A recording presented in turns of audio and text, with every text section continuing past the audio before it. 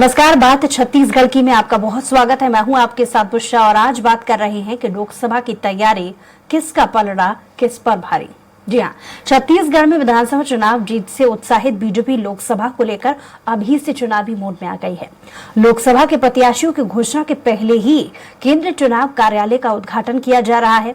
वहीं कांग्रेस का ये कहना है कि बीजेपी लोगों को भ्रमित करती है, अभी से ताम झाम कर लोगों का ध्यान भटकाना चाह रही है। इस पर देखिए एक खास रिपोर्ट, उसके बाद चर्चा की शुरुआत। लोकसभा प्रत्याशी की घोषणा होने से पहले ही बीजेपी सभी लोकसभाओं में अपने कार्यालय खोलने की रणनीति पर काम कर रही है। इसी के तहत देश की 3 लोकसभाओं में एक साथ चुनावी कार्यालय शुरू कर दिया गया है। मुख्यमंत्री विष्णुदेव साय ने राजधानी में रायपुर लोकसभा के केंद्रीय कार्यालय का उद्घाटन किया। वहीं डिप्टी सीएम अरुण साव ने महासमुंद और डिप्टी सीएम विजय शर्मा ने दुर्ग लोकसभा के चुनावी कार्यालय का उद्घाटन किया। आपको बता दें कि बीजेपी को प्रदेश के सभी 11 लोकसभा सीटों पर 31 जनवरी से पहले चुनाव कार्यालय खोलना था। इसकी शुरुआत कर दी गई है। कार्यकर्ताओं के बीच आपसी सामंजस्य और तालमेल बढ़ाने के लिए पार्टी ने प्रत्याशी तय करने से पहले चुनावी कार्यालय खोलने की रणनीति तैयार की है। पार्टी इस पर चेहरे के स्थान पर कमल के निशान बता पर चुनावी मैदान में उतरने की योजना पर काम कर रही है। पार्टी कार्यकर्ताओं के बीच ये संदेश भी देना चाहती है कि प्रत्याशी कोई भी हो, सभी को मिलकर उसे जिताने के लिए काम करना होगा। वहीं दूसरी तरफ कांग्रेस में भी अभी प्रत्याशी चयन के लिए बैठकों का दौर चल रहा है। हाल ही में प्रदेश प्रभारी सचिन पायलट की मौजूदगी में 2 दिनों तक मैराथन बैठक कर प्रत्याशी चयन और लोकसभा चुनाव को लेकर रणनीति बनाई गई। लोकसभा चुनाव को लेकर कांग्रेस हमारा बूथ करेंगे मजबूत अभियान चला रही है। इसी के लिए वरिष्ठ नेताओं, विधायक, मोर्चा प्रकोष्ठ के पदाधिकारियों को जिम्मेदारी दी गई है। कांग्रेस के पदाधिकारियों को 5-5 बूथ की जिम्मेदारी दी जा रही है। बूथों में जाकर कांग्रेस नेता आगामी लोकसभा चुनाव को लेकर कार्यकर्ताओं से चर्चा करेंगे। इसमें राहुल गांधी के भारत जोड़ो न्याय यात्रा को लेकर भी चर्चा होगी। लोकसभा चुनाव के लिए रायपुर में बीजेपी के केंद्रीय कार्यालय का उद्घाटन करते हुए सीएम विष्णुदेव साय ने कहा कि छत्तीसगढ़ की मतदाता ने मोदी की गारंटी पर विश्वास किया है। हमने रायपुर लोकसभा के 9 विधानसभा में से 8 सीट जीती हैं। इस बार 5 लाख से अधिक वोटों से रायपुर लोकसभा जीतेंगे। आज मोदी जी और कमल निशान के सामने कोई नहीं है। पूरे देश में बीजेपी और मोदी जी के लिए स्वीकार्यता बढ़ रही है। इस बार प्रदेश से लोकसभा की 11 में से सभी 11 सीटें जीतेंगे। उपस्थित है, सबकी उपस्थिति में कार्यालय का शुभारंभ हुआ है और सभी कार्यकर्ताओं ने आज संकल्प लिया है कि आने वाले लोकसभा के चुनाव में रायपुर लोकसभा को 5 लाख से ज्यादा मतों से जिताकर मोदी जी को देंगे। पिछले चुनाव में 3.5 लाख से जीते थे, लेकिन 2024 का लोकसभा चुनाव, इसमें सभी कार्यकर्ताओं ने प्रण लिया है कि 5 लाख से ज्यादा मतों से भारतीय जनता पार्टी को जिताएंगे। प्रत्याशी चयन के पहले बीजेपी के चुनाव कार्यालय का उद्घाटन को लेकर कांग्रेस के एआईसीसी सचिव विकास उपाध्याय ने कहा कि बीजेपी लोगों को भ्रमित करने का काम कर रही है। दूल्हे का पता नहीं, बैंड बाजा बुक करा रही है, ताम झाम कर लोगों का ध्यान भटकाना चाह रही है। पहले बीजेपी सरकार को जनता से किए वादे पूरा करना चाहिए।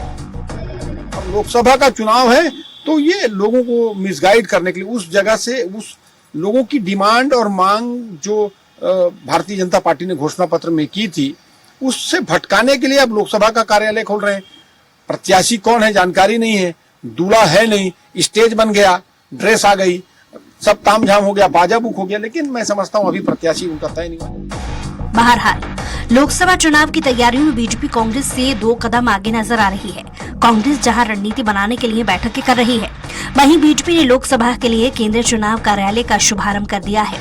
अब देखना होगा आगामी लोकसभा चुनाव में इसका प्रदेश की जनता पर कितना असर पड़ता है।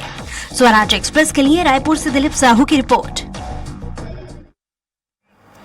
तो लोकसभा की तैयारी किसका पलड़ा किस पर भारी, ये समझने के लिए हमारे साथ विशेष पैनल जुड़ा हुआ है। बीजेपी से नेता सुनील चौधरी जी हमारे साथ जुड़ गए, बहुत स्वागत आपका। कांग्रेस से प्रवक्ता सुरेंद्र वर्मा जी भी हमारे साथ जुड़ गए हैं, आपका भी बहुत स्वागत है। वरिष्ठ पत्रकार बाबूलाल शर्मा जी भी हमारे साथ जुड़ गए हैं, बहुत स्वागत आपका। तो लोकसभा की तैयारी में प्रमुख पार्टियां जुटी हुई हैं और इसमें कोई दो राय नहीं। जब बीजेपी ने केंद्रीय कार्यालय का उद्घाटन कर दिया है तो कांग्रेस से कहीं 2 कदम आगे चल रही है। इस पर सुरेंद्र जी पहले आपकी प्रतिक्रिया चाहूंगी कि इस तैयारी पर कांग्रेस का अगला रिएक्शन क्या होने वाला है, क्योंकि लोकसभा की तैयारी करने के लिए आपके पास भी उतना ही समय है। निश्चित तौर पर प्रत्येक राजनीतिक पार्टी अपने स्तर पर तैयारी करती है, लेकिन जो अभी लोकसभा के चुनाव के संदर्भ में हम बात करें तो पार्टी कार्यालय खोलने का कोई अभी औचित्य नहीं है। संगठन स्तर पर कांग्रेस तैयारी कर रही है। हमारे जो बूथ कमेटी है उसका पुनर्गठन हो रहा है, कुछ नए नाम ऐड हो रहे हैं, कुछ विलोपित हो रहे हैं। संगठन स्तर पर जो है राजनीतिक कमेटी की बैठक हो रही है, चुनाव समिति की लगातार बैठक हो रही है। विगत दिनों प्रभारी के साथ में स्क्रीनिंग कमेटी के जो चेयरमैन हैं वो भी आए थे और प्रत्याशी चयन के संदर्भ में प्रक्रिया चल रही है। जहां तक संभावित है कि फरवरी के पहले या दूसरे सप्ताह तक प्रत्याशियों का चयन हो जाएगा।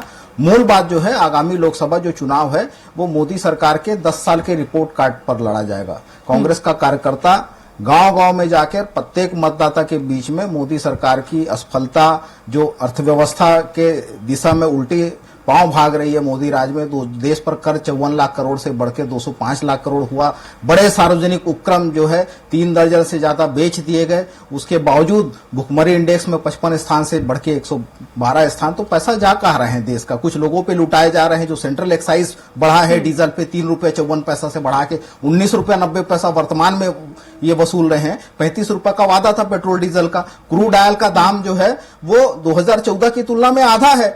वो तो 78 रुपए में उस समय पेट्रोल मिलता था, आज तो 35 होना चाहिए। लेकिन अतिरिक्त मुनाफाखोरी केंद्र की मोदी सरकार कर रही है, जिसके चलते 36,000 करोड़ जनता की जेब में डकैती डाली गई है। तो इन सब मुद्दों को, महंगाई को लेकर 100 दिन में महंगाई कम करने का वादा था, किसान की आय दुगुनी करने का वादा था, 2022 तक उल्टा लागत 3 गुना कर दिए। जिस तरह से ठीक है, सुनील जी से इसका जवाब ले लेते हैं। सुनील जी, मूल्य मुद्दों को एक बार फिर से कांग्रेस याद दिला रही है। ये भी सच बात है कि हर एक चुनाव एक दूसरे चुनाव से अलग होता है। जाहिर सी बात है, विधानसभा चुनाव बिल्कुल अलग हैं, क्योंकि जो राज्य स्तर पर मुद्दे होंगे वो बिल्कुल अलग होंगे।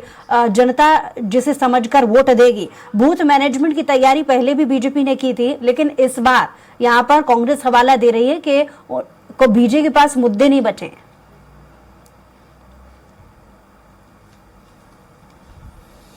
जी राम राम, जय जोहार, जय छत्तीसगढ़। सबसे पहले तो आज छत्तीसगढ़ में नक्सली घटना में हमारे भारत माता के वीर सुपुत्र जो है जवान है वो शहीद हुए हैं। मैं उनको विनम्र श्रद्धांजलि अर्पित करता हूं भारतीय जनता पार्टी परिवार की ओर से। और साथ ही जो हमारे जवान अभी घायल हैं, मैं ईश्वर से कामना करता हूं, प्रभु श्री राम से ऐसा आशीर्वाद चाहता हूं कि वो जल्दी स्वस्थ हो जाए। देखिए, सेवा, सुशासन और गरीब कल्याण के ये 10 वर्ष गए हैं माननीय मोदी जी की सरकार के। और एक महत्वपूर्ण बात यह है कि छत्तीसगढ़ की जो जनता है वो बहुत समझदार जनता है। छत्तीसगढ़ की जनता किसी प्रकार के भ्रम में नहीं आती है, वो अपना निर्णय सुनाती है सीधा। और आपने देखा था कि 2018 के चुनाव में जहां हमको पराजय मिली थी, वहीं 2019 के चुनाव में भारतीय जनता पार्टी के सांसदों को लगातार यहां से विजयश्री मिली। कांग्रेस के केवल 2 जीत के आए, जबकि प्रचंड बहुमत इनके पास में था। और अभी की स्थिति यह है कि 75 प्लस की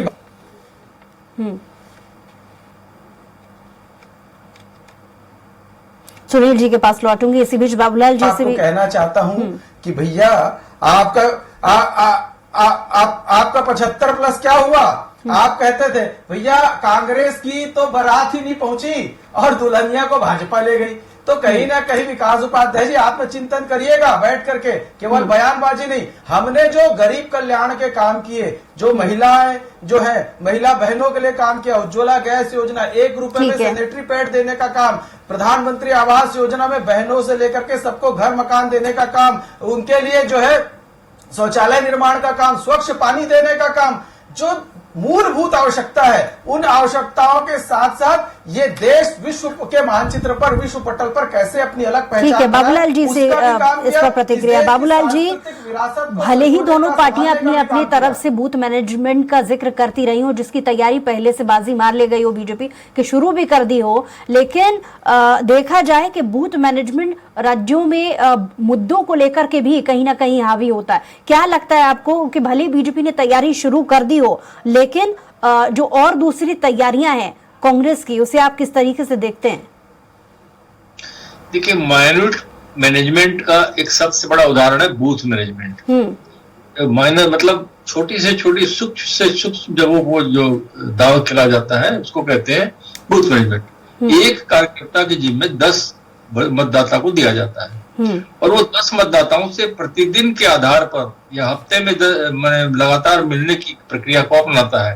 और वो एक प्रकार से, अगर आप देखिए, किसी व्यक्ति को कान के पास में जाकर के 50-100 बार महीने भर में 1000 बार 10,000 बार अगर तुम चोर हो कहोगे तो उनको लगता है कहीं मैं चोर तो नहीं हूं। तो उस तरह से जो है भारतीय जनता पार्टी के प्रति, भारतीय जनता पार्टी योजनाओं के प्रति, भारतीय जनता पार्टी के कार्य के प्रति और कांग्रेस अपने कार्यों के प्रति, अपनी योजनाओं के प्रति जो है सजग करती है बूथ मैनेजमेंट के जरिए। और वो कौन ज्यादा प्रभावशाली ढंग से उन लोगों से संपर्क कर पाता है वो बहुत महत्वपूर्ण होता है। आज के दिन जो है चुनाव का जो सबसे बड़ा महत्वपूर्ण कार्य हो गया वो बूथ मैनेजमेंट। मैनेजमेंट में कई चीजें आती है। मैनेजमेंट में उस व्यक्ति की कामनाओं की पूर्ति करना भी आता है, उस व्यक्ति को साधना भी आता है। अब सवाल आता है कि चुनाव जीतने के लिए आजकल क्या करना पड़ता है। जो प्रयास है ये निश्चित रूप से कार्यालय खोले जाने से संपर्क केंद्र के लिए जो है एक महत्वपूर्ण स्थान बन जाता है। वहां कार्यकर्ता आता है, अपने नेताओं से मिलता है, नेता भी वहां उपस्थिति देते हैं और जो है माहौल बनाने के लिए सब करना पड़ता है। दोनों पार्टियां करेंगी, आप देखिएगा उनका काम ऐसे ही शुरू हो जाएगा। क्योंकि इस बार कांग्रेस ने भी कहा कि हम जो है 4 लोकसभा क्षेत्र में पहले ही घोषणा कर देंगे। उन्होंने भी इस टाइप को पकड़ा है। अब सबसे पहले बात आता है माहौल बनाने के लिए कटघरे में खड़ा करके, एक दूसरे को कटघरे में खड़ा करना है जनता के बीच में। वो कटघरे में खड़ा करने का जो प्रयास है वो भारतीय जनता पार्टी ने बहुत तेजी के साथ किया है। ईडी, सीबीआई भी जो है वो सारी चीजें कर रही है, आईटी लगी हुई है, कटघरे में खड़ा करने का प्रयास किया जा रहा है। भ्रष्टाचारी सरकार, भ्रष्टाचारी मंत्री, भ्रष्टाचारी नेता साबित करने का प्रयास जो है उसको करके कटघरे में कांग्रेस को खड़ा किया जा रहा है। कांग्रेस का जो तरीका दिख रहा है मुझे, वो जो है इंटरनली जो है अपने बूथ मैनेजमेंट में धीरे धीरे जो है वो काम कर रही है। ऐसा नहीं है कि ये प्रचार कर, भारतीय जनता पार्टी प्रचार भी कर रही है लेकिन वो प्रचार नहीं कर रहे, काम दोनों का चल रहा है। जी ठीक है सुरेंद्र जी, बीजेपी का ऐसा मानना है कि तैयारी बीजेपी की कांग्रेस से पहले शुरू हो गई है। इसमें कोई दो राय नहीं है कि जब विधानसभा के चुनाव भी हमने देखे थे तो बूथ स्तर की जो तैयारी है उसको लेकर के कांग्रेस ने भी बहुत सारी मुहिम छेड़ी थी, जिसमें युवाओं को प्रभावित करना, महिलाओं को प्रभावित करना, मेरा बूथ सबसे मजबूत, इस तरीके की बहुत सारी कैंपेनिंग के वक्त हमने तैयारी कांग्रेस की देखी थी, लेकिन नतीजे उलट आए। खैर, ये लोकसभा के चुनाव है।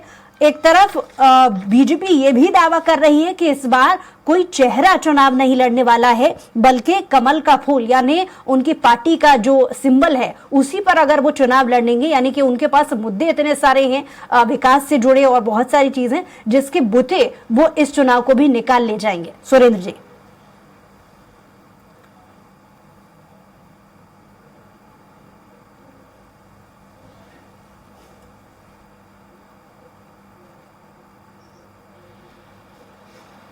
जी सुरेंद्र जी, आपको आवाज मिल रही है? चलिए सुरेंद्र जी के पास लौटूंगी। सुनील जी, इस पर एक रिएक्शन आपका भी, क्योंकि आपकी पार्टी की तरफ से ये दम भरा जा रहा है कि पार्टी इस बार चेहरे के स्थान पर कमल के फूल पर ही अगर चुनाव लड़ेगी तो जीत जाएगी, और जिसमें 11 की 11 लोकसभा सीट जीतने को लेकर के दावा कर रही है। बिना क्या है?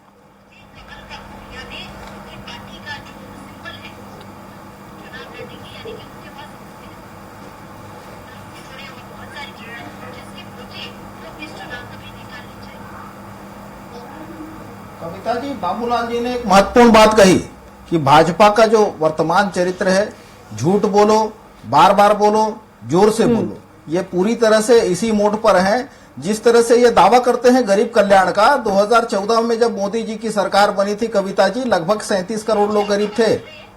वर्तमान में जो है उसकी संख्या इन्हीं के आंकड़ों में 81 करोड़ 25 लाख है। तो गरीब कम हो रहे हैं या बढ़ रहे हैं?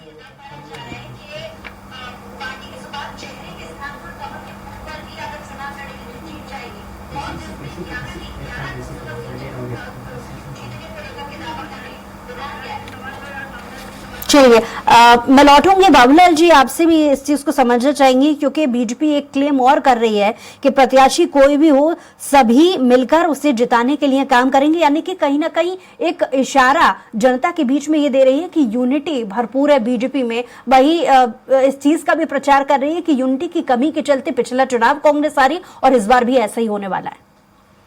देखिए, जनता को समझना मुश्किल है। पार्टी के ये जो विश्वास होता है, ये विश्वास उसको करना ही पड़ेगा जनता के लिए। जनता हमको साथ देगी, हमारी योजनाओं को समझेगी। और केंद्र और राज्य के मुद्दे बड़े अलग होते हैं। लोकसभा चुनाव और विधानसभा चुनाव के मुद्दे अलग होते हैं, लेकिन राज्य के असफलता जो है, आपकी वर्तमान सरकार की असफलता कांग्रेस बताने को देखेगी कि वो महतारी वंदन योजना का पैसा नहीं दे रहे हैं, वो धान खरीदी की बात को नहीं कर रहे हैं, पैसा नहीं दे रहे हैं, ये सारी चीजों को वो उठाएगी।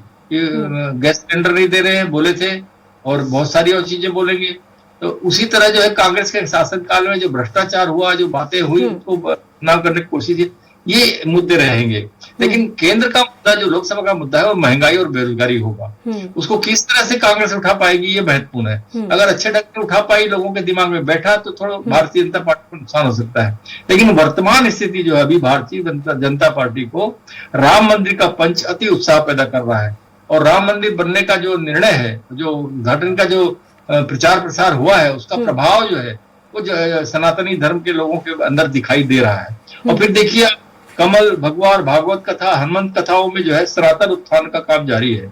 गली गली में आप देख लीजिए, भागवत कथाएं हो रही है, भगवा ध्वज फहराए जा रहे हैं, कई प्रकार की बात। आज मैं रायपुर शहर की भी बात करूं तो जगह जगह देखिए आप, कहीं भी जो है झंडे दिखाई दे रहे हैं। इसका जो प्रभाव है भारतीय जनता पार्टी के पक्ष में जो है मानस पटल में जाता है कि भारतीय जनता पार्टी बहुत जबरदस्त तरीके से मौजूद है, हर जगह मौजूद है, हर तरह से मौजूद है। फलाने साधु आए हैं, फलाने संत आए हैं, भागवत कथा करने आए हैं, बड़े बड़े लोग, बड़े बड़े चेहरे, सेलिब्रिटीज आए हैं, वो कह रहे हैं भारतीय जनता पार्टी के पक्ष में, सनातन धर्म के पक्ष में। एक माहौल को बनाने का प्रयास होता ही है लोकसभा के लिए।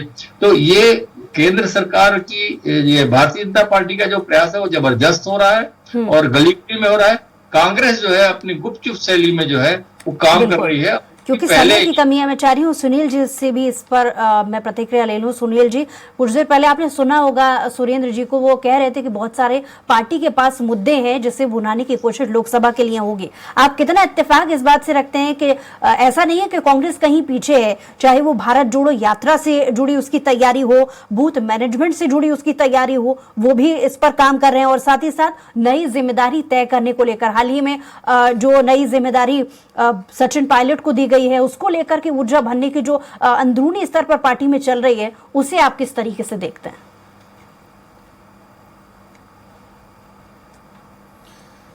देखिए, पहले तो बूथ मैनेजमेंट के विषय में आपको बताना चाहता हूं। बूथ मैनेजमेंट की विशेषज्ञ पार्टी यदि कोई है तो भारतीय जनता पार्टी है। ये तो अभी शुरू हो रहे हैं, नकल करने की कोशिश कर रहे हैं, कर नहीं पाएंगे क्योंकि ये अभी शुरू हो रहे हैं और हम तो वर्षों से ये काम करते आ रहे हैं। दूसरा, हमारे कार्यालय के उद्घाटन हुए तो भाई कार्यालय, कार्यकर्ता और उसके कार्य ये कहां से संचालित होंगे? तो कार्यालय से संचालित होंगे। मतलब हमारे कार्यकर्ता को कार्य में लगा दिया गया है, इसलिए हमारे कार्यालय प्रारंभ हो गए। और जिस प्रकार से इनके ऊपर भ्रष्टाचार के आरोप लगे थे, शराब में, कोल में, डीएफ में, डीएमए फंड में, राशन में, पीएससी में, तो ये सारे जो मामले हैं वो इनको भारी पड़ने वाले। हमने जो मोदी की गारंटी कही, महतारी वंदन योजना की ये बात कर रहे हैं, बहुत जल्द प्रारंभ होने वाली है। हमारे मुख्यमंत्री जी ने आज कार्यालय उद्घाटन में रायपुर में कहा है कि उसके लिए बजट में हमने व्यवस्था कर दी, हम बहुत जल्दी शुरू करने वाले हैं। हम गैस सिलेंडर की योजना भी शुरू करने वाले हैं। हम जो है धान खरीदी पर बात करते हैं, उसका भी हम समय जो बढ़ाने वाले हैं। तो लगातार ये जनहित ऐसी सरकार है, जनता के हित में जो निर्णय लेना है, त्वरित निर्णय लेना है, वो सरकार निर्णय ले रही है।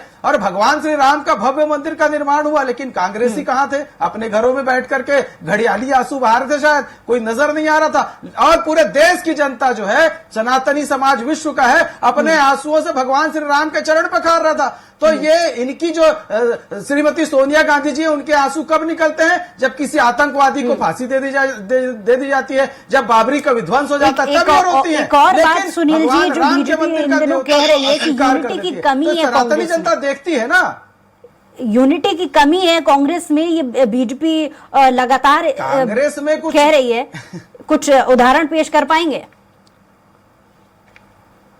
देखिए, बिल्कुल उदाहरण पेश करता हूं मैं। देखिए, इनके पास क्या स्थिति है कि इनके पास प्रत्याशी नहीं है लड़ने के लिए, वो कह रहा है ये लड़ेगा, वो कहते हैं नहीं नहीं मैं नहीं लड़ूंगा। इसका जवाब सुरेंद्र जी से मैं लूंगी। ये सवाल मैंने इसलिए किया था क्योंकि बीजेपी एक तरफ दम भर रही है तो वो लड़ने के लिए तैयार नहीं है। कोई भी हो जीत उनकी होगी क्योंकि कमल के फूल पर वो इस बार चुनाव लड़ने वाले हैं। यूनिटी की कमी का आरोप यहाँ पर सुरेंद्र जी आपकी पार्टी पर लगता रहा है। यही वजह है कि खुद अशोक गहलोत, माफ कीजिए, सचिन पायलट जब प्रदेश की कमान संभाल रहे थे उन्होंने कहा कि भले ही चुनाव हार के बाद निराशा का माहौल देखा जा रहा है लेकिन उसे हम हील कर लेंगे यानी भर लेंगे।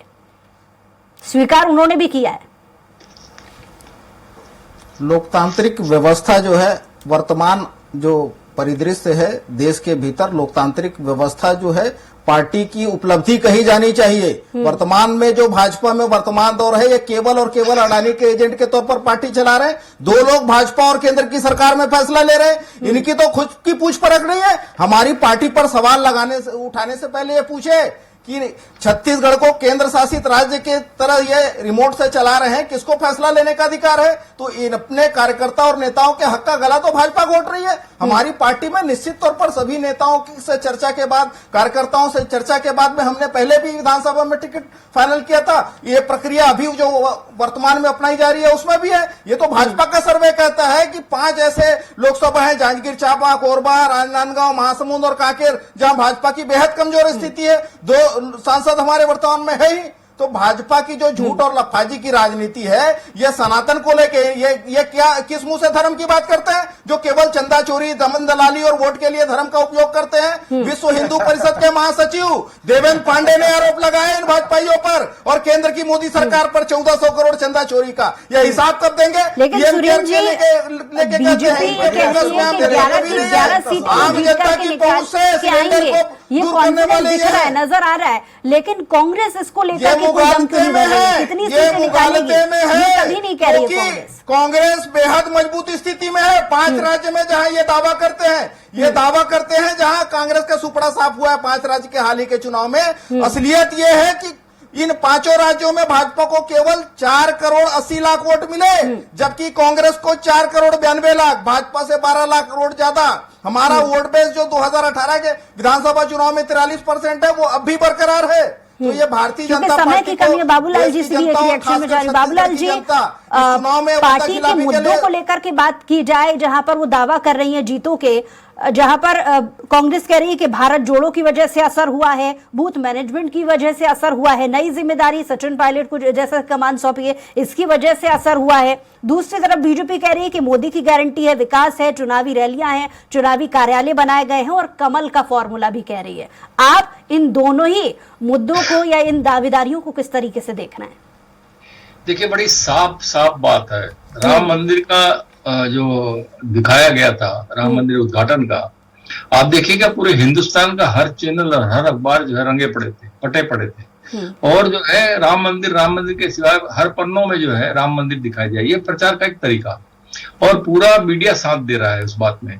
लेकिन आप मुझे बताइए, भारत जोड़ो यात्रा की खबरें कितनी आपने पढ़ी और कितनी आपने देखी टीवी में? आपकी टीवी भी है जैसे स्वराज एक्सप्रेस है, कितनी बार आपने दिखाया? राम मंदिर को कितना दिखाया? मीडिया चैनल को भी समझना होगा इस बात को कि ये भी चीज जो है प्रभाव डालती है। जनता तो माध्यम सिर्फ टीवी है ना, अखबार है, तो उस माध्यम में जो चीजें आती है वही प्रभाव डालती है। तो प्रभाव भारतीय जनता पार्टी का ज्यादा इसलिए पड़ेगा, मेरा कहना है, क्योंकि प्रचार प्रसार में बहुत आगे है और लोग उनका साथ दे रहे हैं। वो साथ इसलिए दे रहे हैं, क्या दे रहे हैं वो मैं नहीं कहना चाहता, उस विवाद में नहीं पड़ना चाहता। हो सकता है कि उनकी जो बात है वो उनको समझ में आती होगी, ये ठीक कर रहे हैं देश के लिए इसलिए सपोर्ट करते होंगे, या कोई और कारण होंगे, और भारत जोड़ो यात्रा से क्या मिलना जुलना है ये सोचते होंगे, तो ये दूसरी बात है।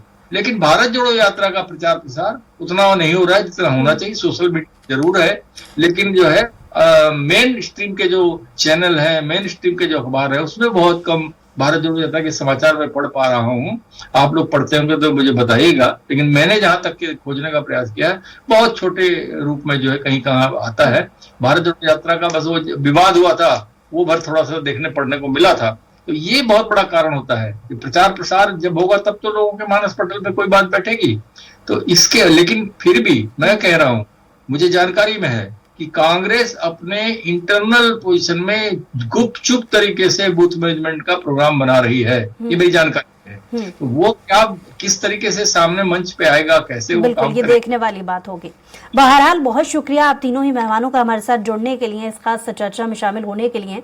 तो विधानसभा चुनाव की जीत से उत्साहित बीजेपी लोकसभा को लेकर अभी से चुनावी मोड में आ गई है। तैयारियां हालांकि दोनों ही पार्टियों की तरफ से शुरू हो चुकी हैं। चुनावी कार्यालय एक तरफ बीजेपी बना रही है तो दूसरी तरफ यात्राओं के जरिए और बूथ मैनेजमेंट का दम कांग्रेस भी भर रही है। देखने वाली बात होगी कि आखिर किसका फॉर्मूला असरदार साबित होता है। हमारे खास पेशकश में इतना ही। कुछ और खबरों के लिए देखते रहिए स्वराज एक्सप्रेस।